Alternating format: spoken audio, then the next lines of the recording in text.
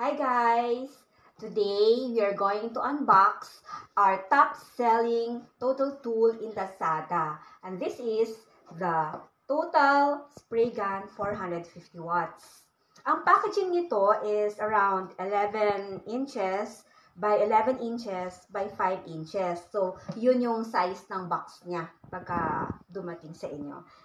And yung kanyang mga specs sa labas are ganito. Number 1, ang rated power input nito is 450 watts. And yung voltage is 220 to 240 volts. Ang maximum flow is 380 ml per minute. And yung container nito pala, ang maximum capacity niya is 800 ml. Okay, and yung maximum viscosity of this spray gun is 500 DIN -S. Okay, so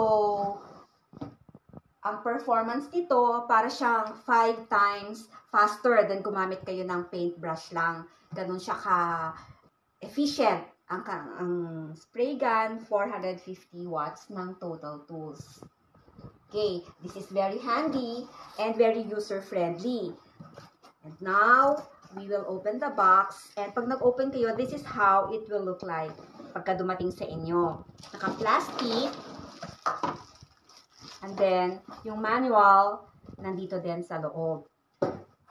Okay, dito naman sa manual, naka-insert usually ang cleaning pin. Ito, ginagamit, alam nyo naman na siguro, in cleaning and maintaining yung mga nozzles para yung mga clogged na nozzles na susundot yung mga bara-bara. Okay, and itong, I would like also to emphasize na dito sa manual niya, lahat nandito na from powering up your spray gun to troubleshooting yung mga simple na concerns like yung viscosity, yung adjustment ng lever for yung sa spray niya, nandito na siya lahat. So, idiot-proof talaga siya kasi lahat andito na especially yung viscosity kasi usually ito yung concern like kung anong for a certain type of paint, gaano ka-viscous and ang kanyang mimixklahan ba natin siya ng pampalabnaw like thinner or water. So, included sa package is yung viscosity cup. Ito ang viscosity cup niya. And pagka before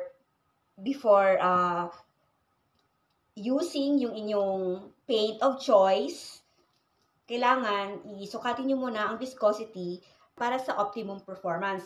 Kasi pagka sobrang malapot, hindi gagana. Pag sobrang malabnaw naman, hindi rin siya maganda ang output. And malalaman mo yan kasi nandito sa viscosity table. Yan siya. So, ito ang ating unit. Ano siya? Yung cord niya is, and yun nga, ito ang ating canister, ito yung nozzle, ito yung lever niya, dito yung power button.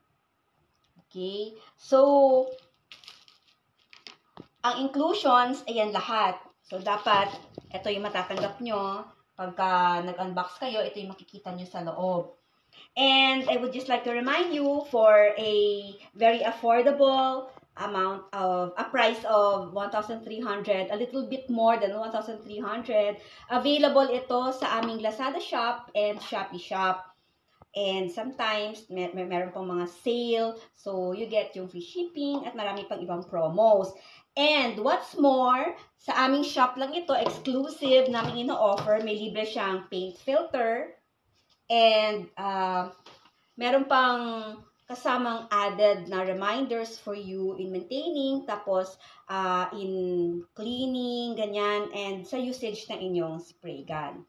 So, that's it, ang ating kasama sa total 450 watts na spray gun. Don't forget guys to buy this kasi isang very, very top selling namin to na power tool, spray gun dito sa online shops namin. Thank you very much and see you next time.